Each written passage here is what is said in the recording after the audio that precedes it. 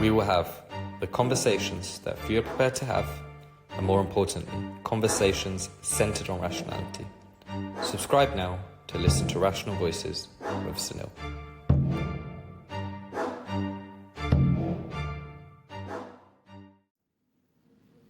Hi Ben, great to see you. What have you been up to? Good to see you, Sunil. Well, pretty much the same as always, fighting what seems like an endless battle for the independence and prosperity of the United Kingdom. Running my business, which is a property investment company, and then if there's any time left over, going to the gym. Actually, I'm pretty religious about the gym. I have to go to the gym because if I don't, this doesn't work. So I go to the gym and see my children and stuff. What about you, Sunil? I hear you've moved to Dubai. Yeah, so I moved 6 months ago now. So I'd been traveling here quite a bit with my work, and then sort of made the move around 6 months ago. I wanted to experience abroad life at some point, but even more so of what was going on in the UK. I mean, it just made really good Yeah. sense at this stage of life. But um, Pressure to emigrate is big. The damage being done by Starmer to the economy and to the prospects of young people is terrible. And I mean, do you see Isabel Oakeshott while you're out there? Because I think she's there too now, isn't she? no, Are you aware of that? Yeah. no, I've never met Yeah. her, spoken to her ever, to be honest. I mean, I suppose it's a good way to start because I think the first time I met you was on TV or just before we were on TV together, and we were agreeing on pretty much most things. And so, what do you see? I mean, it's probably an easy question. What do you see? What's going most fundamentally wrong with Britain? I think that maybe is a bit more difficult. What right now do you think is the most reason why maybe people my generation, older, are all looking to maybe leave the UK? What do you think is a fundamental reason that people are ever looking to leave and the problems of the UK?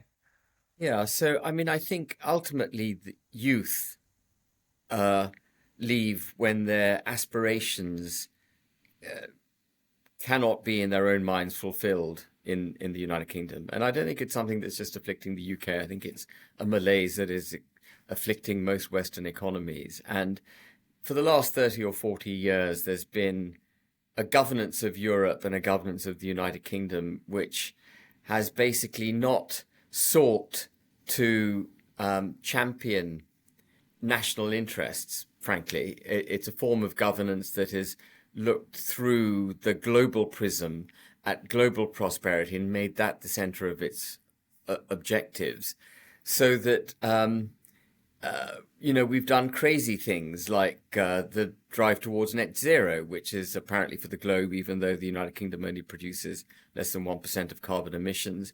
And in the pursuit of net zero, we've put energy prices up dramatically. We've hollowed out our industry. We've removed a lot of the jobs that would otherwise have been in the United Kingdom and effectively offshored them because it ticks the boxes in reducing carbon emissions. So I think that kind of globally driven ideology has been absurd. And then, of course, we've had the embracing of mass immigration coupled with DEI. And so we've seen a kind of cultural breakdown in the United Kingdom, multicultural silos being created where people don't communicate with each other's, we haven't got a settled culture in the UK. And I think that's very difficult for people in the country. And economically, it's also damaging because if businesses are employing people based on the color of their skin as opposed to their ability to do the job, then we are going to, go down an economic hole. And then mass immigration in itself has been deeply damaging to the economy. And I think Starmer, for the first time, admitted yesterday when he came out with his new policies on immigration, that we've actually seen a contraction in GDP per capita since the last time we grew on a GDP per capita basis was 2022. And at the same time, we've had massive state intervention, massive taxation, a welfare state, frankly, that's out of control. And so we've got a broken reward. We've broken the connection between hard work and reward.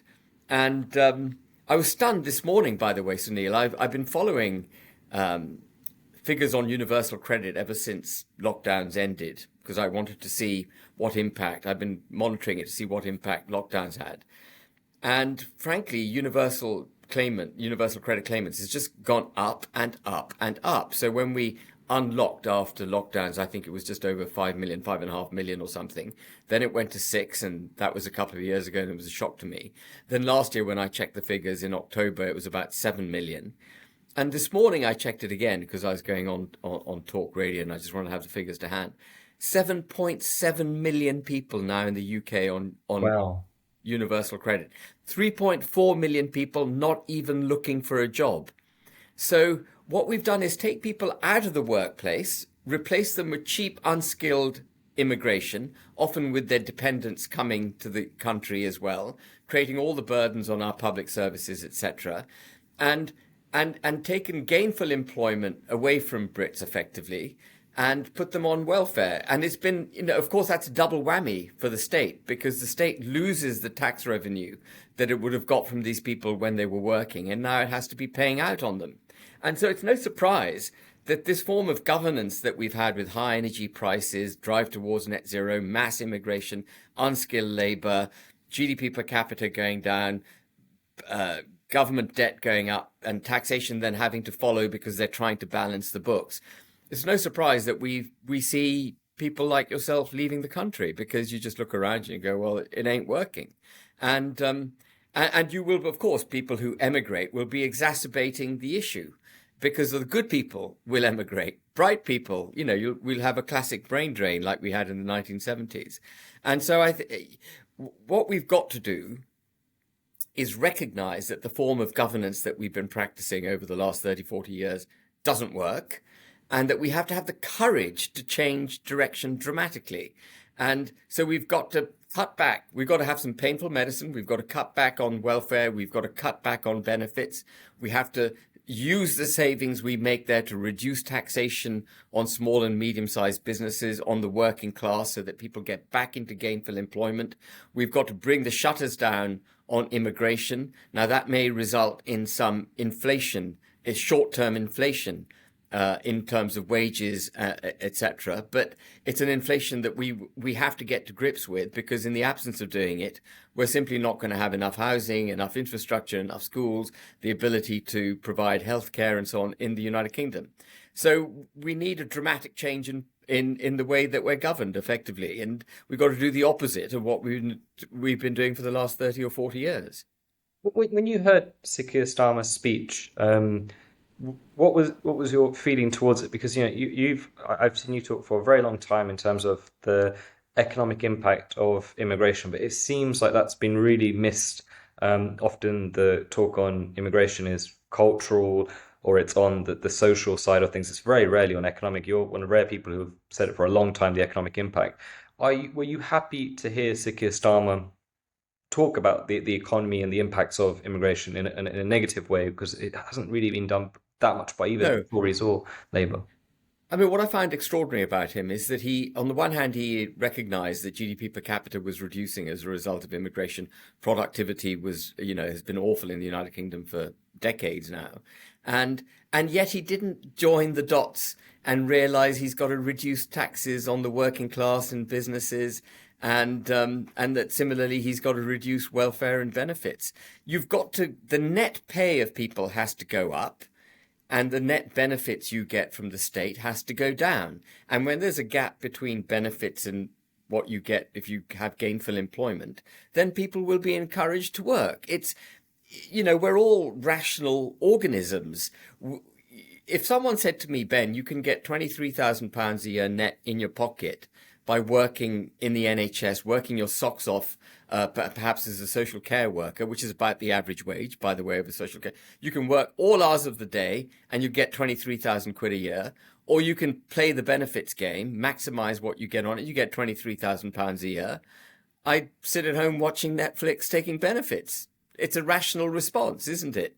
So you've got to create the incentive for work. You've got to make it possible for people to get 30,000 a year if they work, but they only get 15,000 a year on benefits. So they go, oh my goodness, I can double my quality of life if I go to work. And then the system starts firing up because, as I mentioned, instead of the government paying you 12 or 13,000 a year, whatever it is on average to stay at home, they're taking 12 or 13,000 from you in taxes on average. Or are you with me? And so Yeah, yeah, yeah, yeah. there's a massive change in the welfare in the prosperity of the state. But what you've said there seems very straightforward, and I think most people would agree and understand. Why do you think Labour Party are not understand this? And you could argue even parts of the Conservative Party in the last few years. Why has no one connected these dots? Do you think it's just real blissful ignorance, or do you think it's almost deliberate? Like, why are they not connecting these dots? I think their economic models are fundamentally flawed, and they don't have the ability, as far as I can see, to make the connection between reducing tax rates, reducing benefits, and understanding how that would affect behavior. When they don't want to reduce benefits because that makes them very unpopular, and they're petrified of reducing taxes in case that makes them bankrupt. And so they feed the beast, as it were. They keep doing the same thing, and they go, well, we need to raise more money. Don't want to cut benefits because we're going to, our voter base will be so upset with us. So we just have to keep increasing taxes.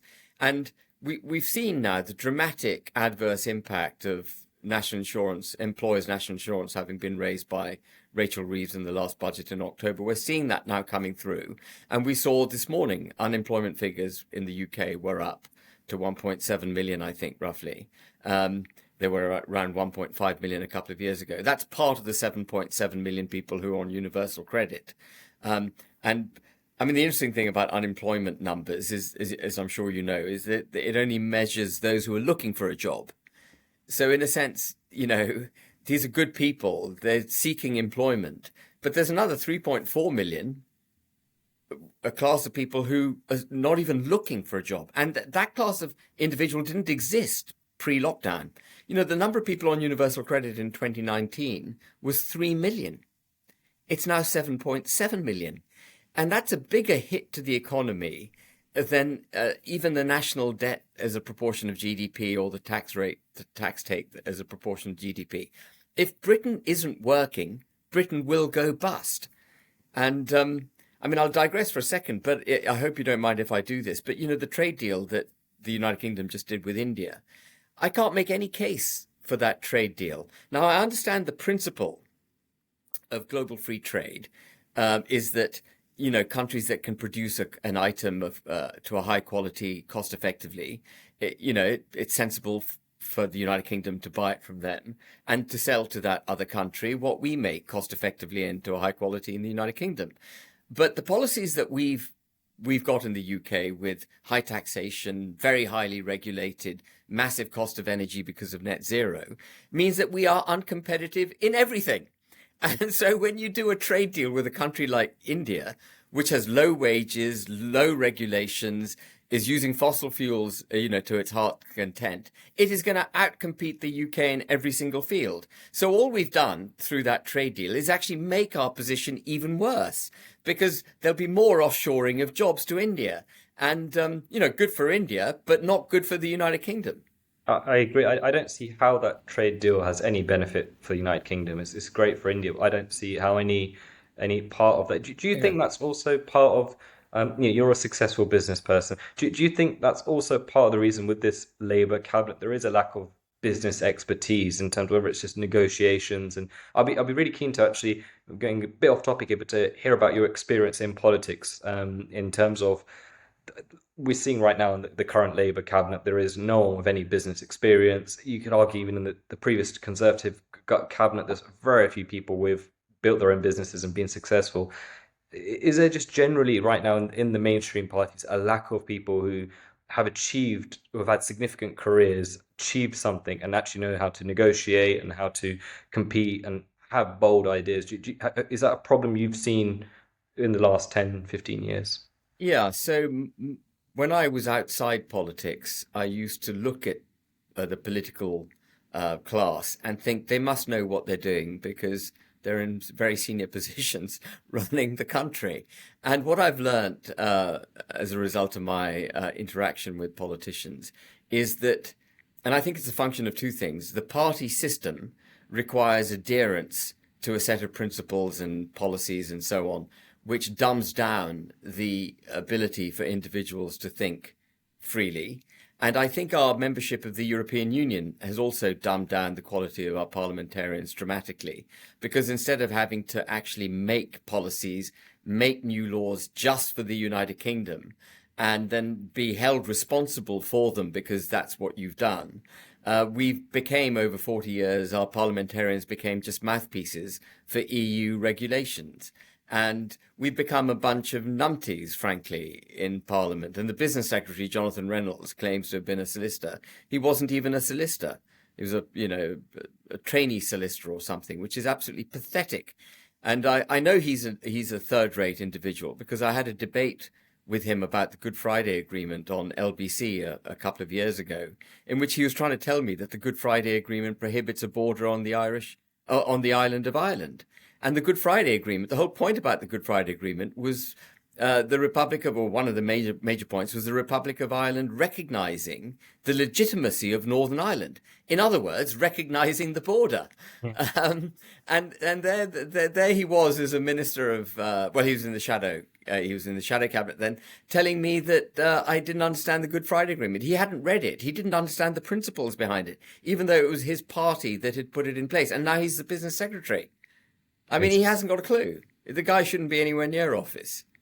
It's worrying because we've had this debate a few times on this podcast where one of the things I've heard a few people say, and I think I do agree with it, is the notion that they should get paid a lot more than what they're getting paid now, the MPs, because I just don't think it attracts the right caliber of people. You want to attract the people who've had who achieve stuff. I'm not saying I'm not trying to be. They have to be a certain age, but I just think it's always better if you've achieved something, whether it did at a young age, older age, whatever. And I think there's a real lack of people in, whether it be. I think you're absolutely right. You're absolutely right. And if someone is elbowing other people out of the way in order to be an MP, it testifies to their inability to get on in life. Unless, of course, they were being paid a significant sum of money. And then you'd have real competition from really good people wanting to get into office. And again, it may be an unpopular thing to do to increase the salaries of MPs, but I think you would attract a better caliber of individual, because it would be a straight choice between the private sector and government. Now what we've got is party system which requires adherence, take the knee to whatever the party wants. So you can't speak, and you can't think freely and so on. And having decided that's the kind of person you want, then you're getting people who are really aspirational just to get the salary that an MP gets. And it's not. We need to reacquaint ourselves with the importance of our parliamentarians being great thinkers, fearless speakers, and capable of executing the policies that they, dream up. With what's going on in Britain now, you're obviously only slightly older than me. Is this one of the worst periods that you can think of in Britain in your lifetime so far? Because there's that notion that people will say, this is always the worst time if you're in this generation, blah blah. But do you think, like, in your lifespan, this is one of the worst stages of Britain? I think we're on a precipice. If we haven't already fallen off the cliff, we're certainly on the edge. And the reason I say that is that we're not the reserve currency of the world. Let's just talk about the economy for a second. We're not the reserve currency of the world. So people don't have to buy our government bonds like they have to buy US treasuries. They don't have to buy gilts. And, Trump can act in a muscular way on the international stage, because at the end of the day, the US dollar is everyone's reserve currency. China has to be very careful because it sits on trillions of US treasuries. We don't have that luxury, and we have to attract people to buy our bonds. And I think we're very, very close to the point where, there's evidence, for example, of people like yourself moving to Dubai, point where international investors will say, well, I'm not going to buy gilts. I can't see a growth story out of the United Kingdom. I see stagnation. I see, significant social and cultural issues with the UK. Its public services simply aren't working. Unemployment is rising. The state is on its knees. I'm not going to take the risk buying British government bonds. They're going to go down in value because the only way that they're going to be able to get themselves out of this hole is by printing more and more debt. And I don't want to be part of that Ponzi scheme. And so I think if you get a buyer's strike on buying British assets and buying British government bonds, then you'll see sterling fall quite dramatically. And if sterling falls dramatically, we then import inflation, and you'll have the prospect of very high interest rates from the Bank of England, recession, and an inability for the government to finance itself. And that will be then you're off to the IMF. And, we're not a million miles away from that. It's something I predicted last October, and I said it would happen by April, so I'm wrong, because it hasn't. We're in May. But it's not something that's off the table. We had on this show Edward Dowd, our last person who's a economist based in the States, and he predicted a global recession within by the end of this year, worst case 18 months, and he was quite clear in terms of the impact US will have, and he sees Britain really struggling for quite some time unless it realigns its values and goals. And he gave a whole he's created an economic model on the impact of illegal immigration, specifically for America, the impact it's had, but it's Yeah. also translatable to the UK and generally Europe. And so, what do you think if you're next to Sikh, what should be the next thing he does right now to stop, or do we just say Edward Dowd had the belief that this would be almost a good thing, like a necessary pain to realign the economy, I think realign the he's right. changes? He's right. We need a kicking so that we recognize what it is that we need to do. And I think our problems are going to be exacerbated by the fact that Trump is changing the direction of travel for the US. Now, he's done it in a very muscular way, and he's had to row back on certain things like tariffs on China, which he's dropped from 145% to 30% now, and so on. But he's made his point, and what I do believe we will see is a growing US economy in a couple of years' time. There may be difficulties on the way to getting there because of the seismic change in direction that he's now giving, which he's putting into effect. But when he drills, baby drills, and energy prices drop, and he controls immigration, and so immigration drops. If he abolishes DEI, deregulates the American economy, it'll take a couple of years, but you'll then see a resurgent United States of America. And people may not go to Dubai, they'll leave the UK and go to the States if we don't do the same thing. So Starmer needs to look at what's happening across the Atlantic and recognize that that is the biggest economy in the world and that we better pivot towards it. And Starmer's actually doing the opposite. He's still looking across the channel and wishing to get deeper into bed with the sclerotic, broken socialist economic model run by the European Union. He's off there on the 19th of May. I don't know when this podcast will be published, but on the 19th of May, he's going to Brussels. And he will be resetting our relationship, as he puts it, which will mean aligning even more with the EU. And we know that the EU is an extremely highly regulated model of governance.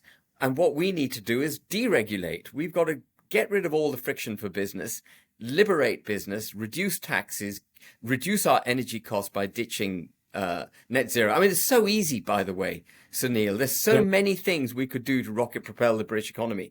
And I don't buy this nonsense that we'd create a hole in our finances. We wouldn't create it. The hole, look at how our finances have deteriorated under the existing received wisdom. Our finances are in deep trouble. They should just look at the practices that they've been put in place over the last 20 years, the way they've been governing us, and recognize it's not working. And so do the opposite. It's common sense, isn't it? Particularly if the US is doing it. Do you think that they're not, one of the reasons they're not doing that is because there will be a lot of people who would almost lose their jobs, like whether it be the European Union bureaucrats, whether it be people in the political class of the UK, where they would almost have to go back and basically say the last 20 years we've got it completely wrong and we need to Yeah. change. Do you think they're protecting themselves in this kind of I'm almost like sure a, I think some of them are stupid enough to think that the European model is a good model. But I think there is also, a huge reluctance at a personal level to admit that they've got it wrong. You'd have to go to bed every night thinking, "Shit, I got that wrong." Sorry, I shouldn't say that, but it's not a nice thought to think that, you've had a failed political, economic, constitutional philosophy for the last 20, 30 years, whatever it is. And but Starmer was getting there yesterday when he said, we've had a shrinkage in GDP per capita since 2022. That in itself was a remarkable thing yeah. for the proponents of this economic model to say. It's the beginning of perhaps waking up. Well, one of the things here in Dubai, it's not just British expats. I'm regular with Spaniards, Germans, French, who all feel the exact. They're not necessarily as political as me. They don't have affiliations to any kind of party, but it's the same feeling of just regulation. Business. I know people who have started businesses here and they wouldn't start in their home country, and it's the same thing of too much regulation. There is just no a Yeah. declining economy. The countries being sold just really different. A different vision to what they grew up in. So it is a reoccurring theme across, I think, Absolutely. And Europe let's in look at general. what has Dubai done? What has Dubai done to make itself so successful? It's got 0% tax on individuals. It's got law and order completely under control. Yeah, It's clean. It's tidy. It's got great entertainment, great shops, everything else. It's created an ecosystem where young people can go, feel safe, earn money, keep the money they earn, and have a good lifestyle. yeah. It's not rocket science. Yeah. Uh, it's some very basic stuff that Dubai's done, and it's surging ahead. I think there is, I was weirdly enough having this conversation with my parents just before I moved here, and I was kind of saying I'm doing exactly what you guys kind of did when you went from India to the UK. I'm pretty much doing a similar sort of thing. I'm going to another country. I'm going to adapt to that country. I'm going to live in that country and just basically go for it. And it just seems now that the profile of people coming into the United Kingdom the last 10, 15, 20 years is very, very different from the profile of people coming in the 50s, 60s, 70s. What, When you why, get a why is when that you get a changed? Labour MP, when you get a Labour MP, sorry to interrupt, but when you get a Labour MP saying he wants to improve the airport facilities in Mirpur in Pakistan, you've got a peculiar form of immigrant coming in. I've got nothing against people in Mirpur, but really the aspirational Pakistanis who would have contributed to the British fabric of life and the economy and everything else, they don't live in Mirpur. Yeah. Okay, just being blunt about it, they live in either Karachi, Islamabad, or Lahore. Um, are you with me? Yeah, yeah. Why do you think that there has been that change? Though, is like, because it definitely doesn't feel maybe the Pakistanis, Indians, 60s, 70s, 80s, the high influx of people that came then. Why is it so different now to the people coming in? Why are these people? Is it just sheer numbers? Because that's the main argument I would say, or a lot of people would say, is that the volume is so high that they don't need to integrate. Do you see any other changes? Like, why is Yeah, it? so can I ask you a question before I answer that? When did your parents go to England? You mentioned that Um, 60s for my mum as a child. My dad would have been early 80s, very early 80s. okay, so your parents must be in their 70s now, I'm Yeah, guessing, yeah. something like that. Yeah.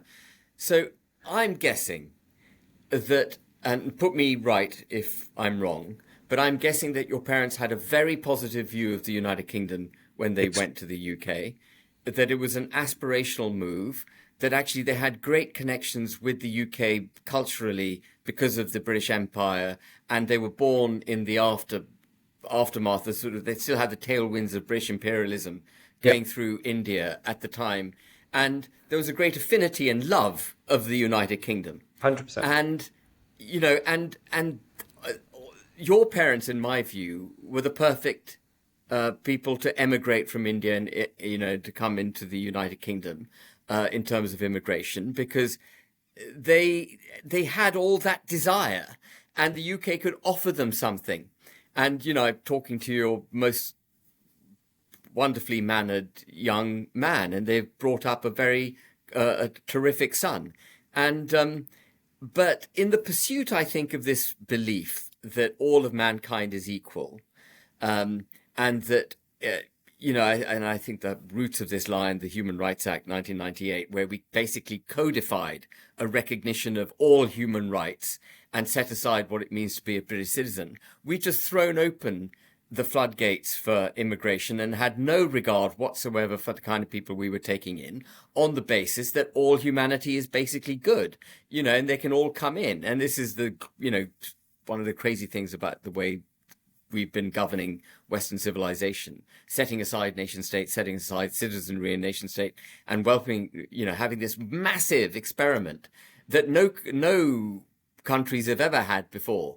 I mean, I'm sure India is the same. I know more about Pakistan because of my father's, being Pakistani, but Pakistan really is very reluctant to have immigrants in Pakistan. It's trying to get rid of all the Afghanis. It wants borders closed down. It finds the Afghanis, which is where the bulk of its immigration has come from, extremely troublesome. And it's a suspension of basic critical thinking, I think, in our governing class that has played this experiment and, got it so badly wrong. 1998. Do you see that human rights 1998 as the big turning point I in do, terms? yeah. Okay, interesting. Yeah, I see that because what we did then, I think, we don't have a written constitution in the UK, and we have a very advanced, I would say, sensitive constitutional political ecosystem. It's not a muscular ecosystem. It's a system that relies on consensual behavior, protocol, hundreds of years of precedent, etc., etc. And then we basically, Tony Blair suspended a significant part of that, or set it aside, and introduced a codified form of how we should think of humanity and the way humanity should be dealt with. And that, I think, was laying the foundations of the end of an understanding of what it means to be British, the importance and privilege of British citizenship, and then successive acts of parliament and forms of government have just built on it and built on it and built on it, so that now, actually, if you're British, if you're white, middle class, British, heterosexual, Christian, you are prejudiced against in the UK. We've gone mad. So been talking about all this stuff. When you've obviously been involved in politics for quite some time now. What was the point in which you really decided to engage, and also why? Because obviously you've, for those who know, you're a successful business person. You've had a really good career. What made you decide to go into politics? And what was your vision, if you like, when you first decided that this is something that you want to get involved in? So I've been on a massive journey of discovery. I haven't been on a kind of political journey. I've always been small c conservative, pro-British, pro-national identity and all of that. But I've been on a massive political journey of discovery. And I got into politics simply because Theresa May was not delivering Brexit, that we weren't leaving Right. the EU the way she said we would. And I joined the Brexit Party, became an MEP. But then from that point onwards, I realized that it's not just the EU that's the problem, that there is a morass of international treaties, supranational institutions of which we're part, domestic quangos, that have been used as a mechanism effectively to seriously damage our constitution in the United Kingdom. Set democracy aside, promote the rights of the individual to the point that the rights of the majority don't really exist anymore. Liberalism, we say we live in a liberal democracy. Liberalism is in tension with democracy. Liberalism, the individual's rights and the majority's rights, they're in tension. But democracy is losing big time in the UK, and liberalism is winning, which is why you can identify as a woman if you like, and everyone thinks it's perfectly normal. It's also why I think criminals get protection, because the rights of the individual are so robustly now coded in our law that even the criminals can benefit from such things. I spoke to, I'm going to digress, I'm going to come back, but I spoke to a very senior officer in law enforcement in Pakistan, and I asked him, what is it with the rape gangs? why is it that it seems that Pakistanis tend to be the perpetrators of these gangs? And we had a long conversation. It's a good YouTube thing if you get a moment, look at it. Right. But one of the things that he was absolutely gobsmacked with is, and I'm sure that people in India will have the same view, was that we seem to have lost the understanding of the difference between a criminal and a victim in our criminal justice system. He was saying, you don't look after victims in the UK. Who was there protecting those girls? That was from a Pakistani law enforcement guy. He could completely see that. And so we've made problems for ourselves through, these kinds of this way of thinking and these laws that we've passed. And we've got to find a way back from that. It's not about reform. It's about really restoring the United Kingdom to what it used to be. We talked a bit in 1998, the human rights having a massive impact on the profile of immigrants. We're also talking Brexit now. So Brexit was the moment for you where you thought enough is enough. I have to throw my hat in the ring and get involved in this. Is that fair to say, or was there anything even before that where you thought to yourself, No, maybe I Brexit was the thing. I mean, I'd made the decision as a young man, as you've made the decision rightly, that I would pursue business. I would try to make money. I'd try to have a prosperous life and look after my family, etc., etc. And then the vote for Brexit happened. How old was I? I was 51 in 2016. And so I'd made a bit of money. My children were slightly older, and I could spend a bit more time looking perhaps at the political scene because I didn't have to be changing nappies and whatnot. And and I got progressively more engaged with politics. I mean, I was engaged, but I got really into the into the weeds on it. And then once you, I think, enter the political fray, like I did as an MEP, and I certainly felt this, that I had an obligation, having then banged the drum to leave the EU, I had an obligation to really stay on the political battlefield and deliver it. But moreover, I became increasingly aware, as you've mentioned, about how dumbed down our average parliamentarian is, how damaged our constitution is, how we're prepared to set aside the United Kingdom in the pursuit of false narratives. Perhaps one of the best examples is leaving Northern Ireland behind in the European Union. We became the first country of which I'm aware that peacefully partitioned itself without any real pressure, no democratic mandate for it, no insurgency, no war. That is how you partition a country. Those are the three mechanisms. We did it across a negotiating table in Brussels. We put a border between Great Britain and Northern Ireland. I mean, that's how screwed up our politicians' thinking is, that that's somehow acceptable, and they see it as a technicality. Can you imagine putting a border down the middle of any other country in the world? It just wouldn't happen. It just wouldn't happen. And so I've increasingly realized that people like me who are lucky enough to have got grown-up children, prosperous enough not to have to rely, on having, not having to be sort of, first and foremost feeding myself. I'm able to be more expansive with my time. I think we have an obligation, people like me, to stay on this political battlefield and make sure the United Kingdom is saved. That's a good segue into what you're doing now. There'll be lots of people who are really well aware of who you are and the stuff you've done, but maybe get good insight into your current organization that you're working with, that you're the chairman of, and just to give a just general overview. Yeah, so the Great British Political Action Committee was something that I agreed to chair. It was set up by a brilliant lady called Claire Bullivant. And the purpose behind it really was not to be a think tank, but to be a political action committee, to raise money, come up with policy ideas, identify candidates, even draft legislation, and then pressure the so-called, I hate the expression because I don't think it captures what it means, but the so-called centre-right parties, the Conservative Party and Reform, to, do what's right for the country and give them the ability to do it. That's essentially the principles behind the Great British Pack. But then things have moved on. That was in November, December when Claire kindly invited me to chair it, and I'm chairing it, and we're building the Great British Pack. But things have moved on, and reform, I think, is proving to be a fickle friend to the British people in the pursuit of power.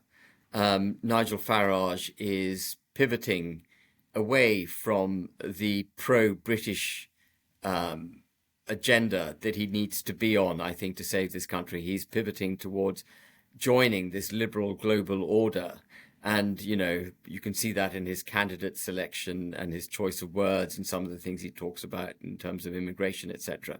Nigel Farage, he has a persona, Nigel Farage, of being all things pro-British. But actually, if you listen very carefully to what he says, he's actually not a huge miles away from a. I know this is going to sound so odd to people listening and to you, Sunil, but if you listen very carefully to what Nigel Farage says, he's basically part of that liberal order. He hasn't really fully understood, in my view, or if he has understood it, he's prepared to suspend his belief in it, that the country needs a very pro-British set of policies in order to restore itself. So, for example, he's on the record saying a united Ireland is inevitable. For me, I couldn't, not for a second could I recognize that. He says Mary Lou MacDonald, who is head of Sinn Féin, unapologetic about the IRA, is a perfectly decent human being. He shared a platform with her. I could never share a platform with Mary Lou MacDonald. He says he's not worried about the rate of demographic change in the country. But, he should be extremely worried about it. He's not in favour of the mass deportation of illegal migrants. I can't make a case not to deport illegal migrants. And whatever the cost and however difficult it is, it's still something that has to be done, because in the absence of doing it, you're basically putting a signal out to the rest of the world, apart from anything else, that you can come here illegally and we won't be able to get rid of you.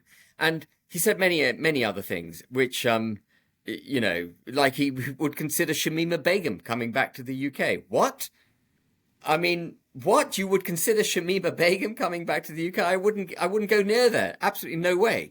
And so I really question where Farage is in his thinking. And I've come to believe, actually, that he doesn't have a political philosophy. I don't think Nigel Farage does. I think he's a classic kind of Thatcherite liberal. And he believes in supply side reform, but he hasn't really understood the fundamental problems facing the country, which are economic, but they're also very much constitutional and cultural. And, ultimately the economy should serve the constitution, the culture, and the people. We went to war, I'm digressing, but just to illustrate the point, we went to war against Germany in 1939, not for economic reasons. We knew that the economy would be seriously damaged by the war. We went to war with Germany to protect our constitution, our culture, and our people, our way of life, that everything that is British. And even though we're not at war with anyone at the moment, that is the kind of reconnection that we need as a country in order to, I think, if we've fallen off a precipice, to get back on the precipice, or if we're on the edge of falling off, to reverse away from it. We need that kind of recognition. I don't think Nigel Farage has got it. So, I'm setting up a political party which is going to challenge Farage, and he will do everything, I'm sure he can, to discredit me and my party and my colleagues. But I think the political landscape requires it. You probably know Nigel Farage a lot better than most people, and he is regularly talked about on this podcast quite a bit, and naturally with how well Reform are doing it, I think it'll get talked about more and more. My personal experience, or just not knowing it nowhere near as well as you, it just seems to me is somebody who had really charismatic, did an amazing job with getting Brexit to where it got to, and I think it deserves so much credit for that. But then beyond that, I don't really. I don't want to say it's a one policy person. I just don't have. I don't know much else than that. No. That's where And I think a lot of people are probably maybe similar. We want resistance, but unhappy with what's happened with the first two parties. This is a good alternative. But what goes on beyond that? Like that beyond Brexit and beyond Britain yeah. first, and what's behind Nigel Farage, if you like? So I'll answer that. Well, one of my gripes with him is that actually he banged the drum for Brexit in 2016, then promptly vacated the political field when we voted to leave the EU. If he was such a great believer in the United Kingdom leaving the EU, he should have stayed there campaigning for his vision of the UK, what is the post-EU settlement for the UK? What's our business model? What's our our economy, our constitution? How did he see it? But he wasn't anywhere to be seen until 2019. And then he stood down against Boris Johnson. And again, he disappeared off, even though he recognized that the withdrawal agreement was a deeply damaging agreement for Boris Johnson to have signed. Instead of staying in the political arena and campaigning against it, again, he disappeared off until last year. And so I have some personal difficulties with the choices he's made in the past. And I've come to realize, I think, without at the risk of repeating myself, that he doesn't have a political, philosophical framework, and that he is a political expedient. And, it was quite convenient banging the drum for leaving the EU because it gave him a position. It was a minority position. Not many people were banging that drum, but because it was a minority position, it was helpful because, with proportional representation for the European Parliament, he was assured to be returned to the EU. And I think he sat in the EU Parliament for 20 years or so. That's the animal that you're dealing with. He's a political expedient without, in my view, a political philosophy. And I think that makes him quite dangerous for the UK, actually, particularly given Reform UK is not a democratised party. It is essentially the plaything of Nigel Farage and Zia Youssef now. They are in partnership, in control of Reform. And it makes it deeply dangerous, I think, for the country to be voting in perhaps someone who's got zero experience in government, doesn't have a political philosophy, and I think will be Tory light without any of the experience of administration. And so I think Reform's a problem.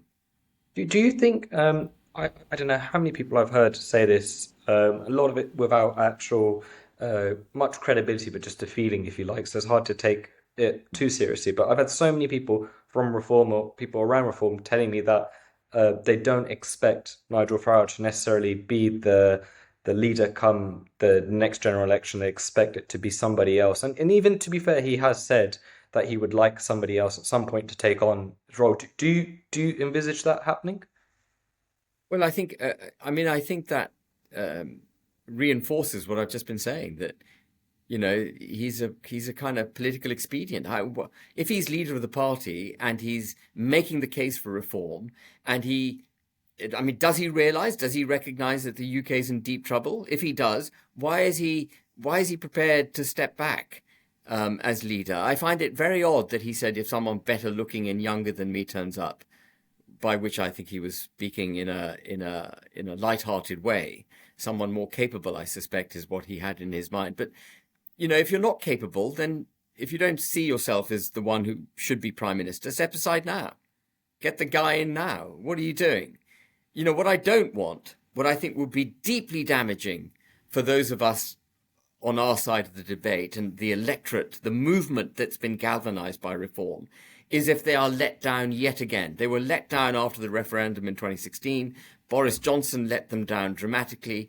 If they are let down again, they will be at the point of no return. The electorate cannot be marched up to the top of the hill just to be abandoned. We can't have Nigel Farage being the grand old Duke of York again. If he's going to do this, he needs to stand his ground and do it properly.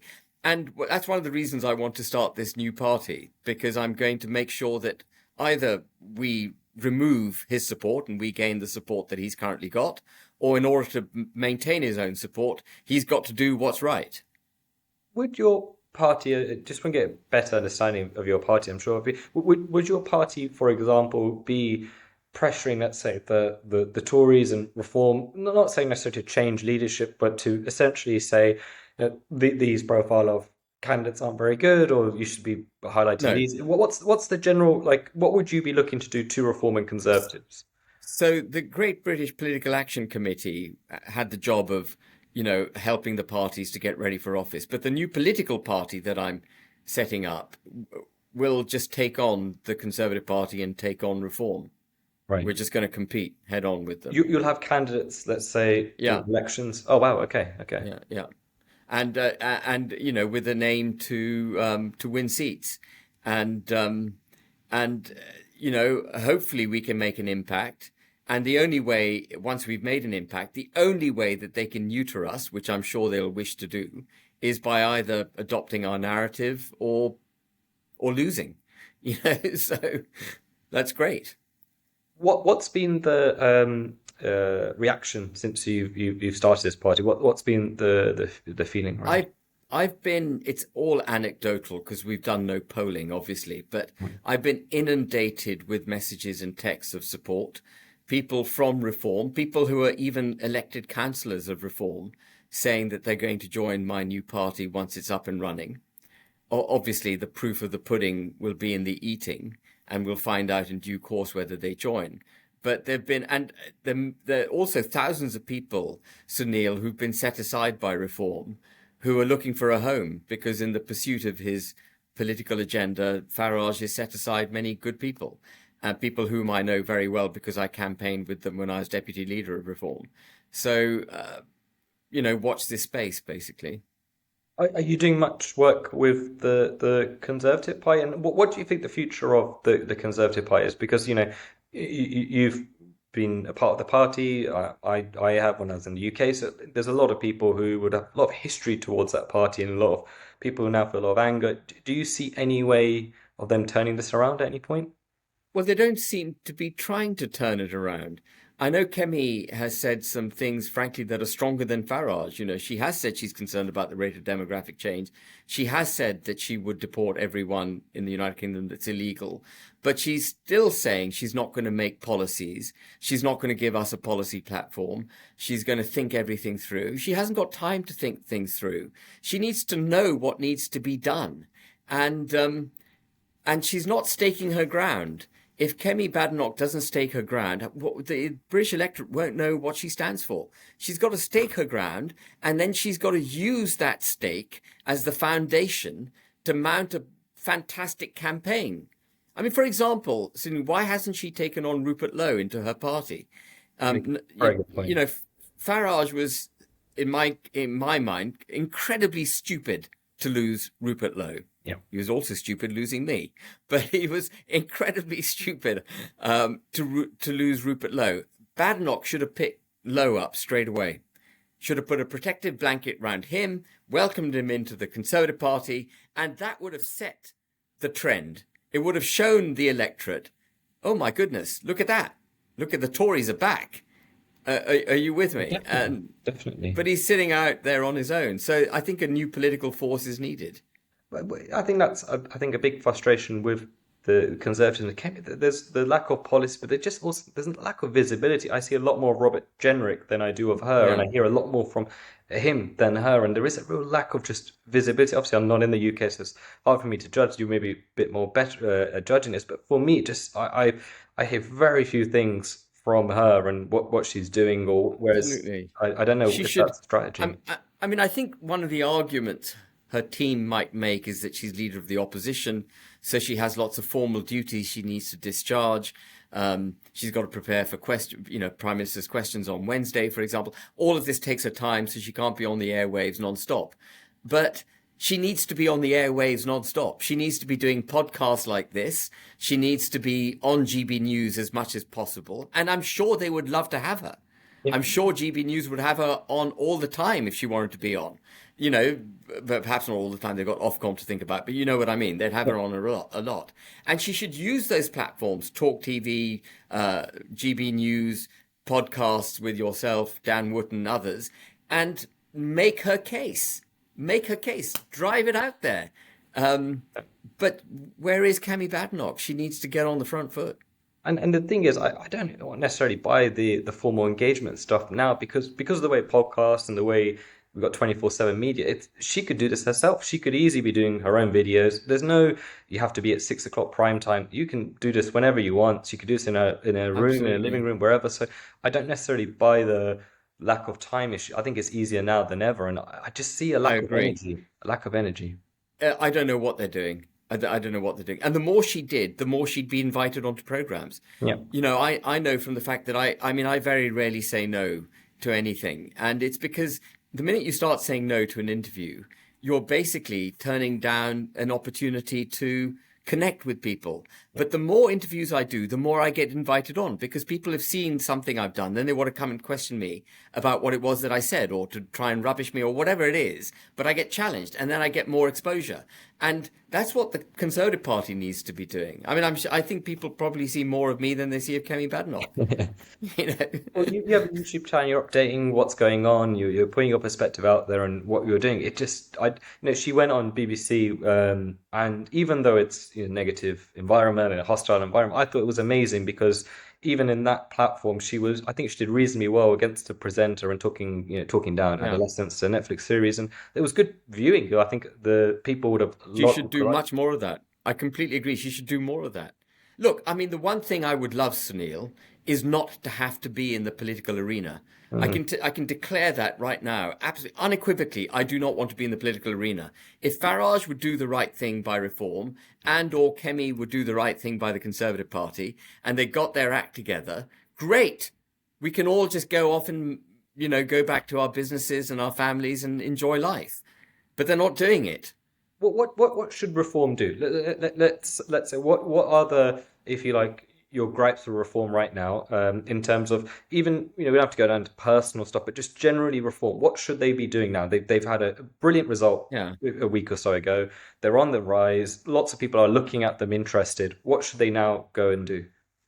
So I think one of the reasons I campaign so hard for reform to democratize is because they will only get the caliber of individual into the party if very high caliber individuals looked at reform and knew that they would be safe to join the party. And I think that's one of the reasons it was so stupid to let Rupert Lowe go the way that he went.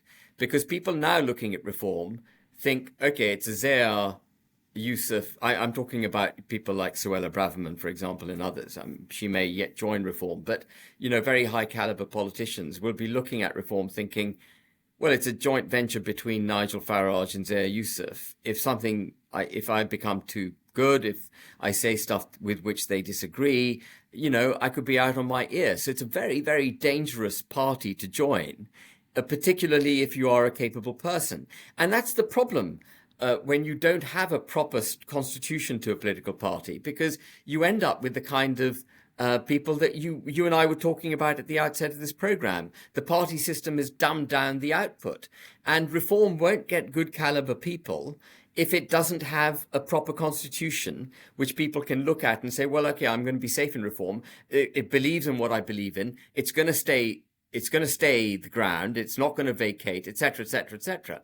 And so it's no accident in my mind that Charlie Mullins was put forward as a candidate by reform, because actually, it's not seeking even to attract the great minds of our movement. I think Sarah Potchin, without wishing to denigrate Sarah Potchin, is a peculiar appointment by reform to be the MP for, the candidate for Runcorn and Helsby. This is a lady who was welcoming illegal migrants into Cheshire East, a lady who attended transgender events, a lady who also made a video saying that the winter fuel allowance should be removed from the elderly. She was in favour of that policy. She was thrown out of the Conservative Party. She was then thrown out of Labour Independent. That's, in my view, she's not the kind of person that's going to be capable of rescuing this country. And yet she's their latest MP. They should have had a fantastic caliber individual fighting that election. I think it's really sad with yourself and Rupert Lowe. These are the kind of profiles you want. Really successful business people, built the business in the UK, so much expertise. And I just don't understand how hard it would have been for, regardless of how personal the feud have got with either yourself or Rupert, just to say we have different views. We respect. There's no feud. No feud with Farage. Yeah. No feud with Farage. Things have got worse and worse with Farage because of the way he's gone, not because of anything that Rupert Lowe or I have done. Well, but I just don't get why, from the reform side, him, Zia, just to essentially say, even when this was starting to happen, he's got slightly different views to us on this subject, and that's it. We're a broad church. But would you join Reform, Sunil? I mean, you're the kind of capable young guy they should be targeting. Would you join them? Not for the reasons we've said earlier on, in terms of, I don't think mainstream politics right now. I'm 31, so I just think I've got too much to do personally before I Okay, so it's a really. personal thing, yeah. Yeah, and I think I think with if I even if I was a bit older and I was a good stage of life, let's say, I think right now I'm unsure with what's happening with reform and conserve. There is a bit of like hesitancy in terms of what the future. Like you said, this doesn't seem a clear plan and structure, a philosophy, an idea. I like a lot of the stuff on the surface. I liked when they talked about increasing personal allowance. There's a lot of stuff that I like when I hear, but an actual meat substance, and I'm sure they could argue that that will come as time goes on. I don't know, but as of now, I think there's a lot of people who I think are maybe politically homeless is the wrong word, but I think I think you're right. No, I think that is the right word, Sunil. I think it's right. And there should be no one politically homeless from our side of the debate now that reform exists. It should be hoovering people up like that, shouldn't it? true, true. Well, it's been amazing talking to you, Ben. We could keep doing this for longer. We have like a closing ritual I do on this show where I ask the guest, what is a unpopular opinion that you have that you think should be popular? So it can be anything we discussed, it can be trivial, it can be absolutely anything. But yeah, an unpopular opinion that Ben Habib has that he thinks should be popular. It's a way to reveal my inner self. Um, an unpopular opinion. I mean, I would cut benefits back dramatically in the country. I think people need to be hoisted by their own, they need to be pulled up from their own bootstraps, as it How were. drastically would you go in terms of benefit? Quite pretty drastic. I'd be pretty drastic. People need to get up and start working. The UK needs to start working, and that would be, very unpopular. Oh, I'm sure it would be for some. I think a lot of people would also agree. I do worry about general productivity in the UK, though. I don't know if one of my big problems with the COVID lockdowns, especially after the first one, I kept having was the cultural, the social impact it will have on people and how they value work. And I do really think that the Yeah, I productivity in the agree. UK has really just dropped off. Yeah, I agree. We need Perfect. to Well, go thank kick you in for the your time, backside. Ben. Yeah. And yeah, Thank amazing you. speaking to you. Thank you.